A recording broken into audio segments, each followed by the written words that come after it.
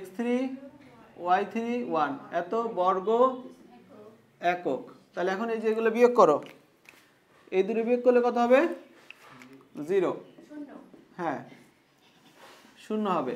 এই দুটো বিয়োগ করলে কত হবে এই দুটো বিয়োগ করলে কত হবে t হবে শুধু 2t + 1। হ্যাঁ এই দুটা 0, এই দুটো বিয়োগ করলে 2t - 3। হ্যাঁ কেন আমি এটাতে এটা বিয়োগ করতেছি, ও উল্টা হয়ে গেছে, এই যে এখানে ঠিক আছে। এবার দেখো এবার ঠিক আছে।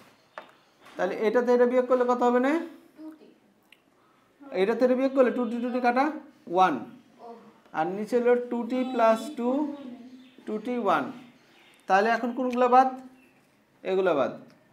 এটা হচ্ছে নির্ণায়কের নিয়মে করা হচ্ছে। এটা গুণ করো 2t² - 3t - 2। তাহলে এই তো হয়ে গেল এত বর্গ একক। দ্বিতীয় অংশ আছে এখনো। দ্বিতীয় অংশ কি বলছে?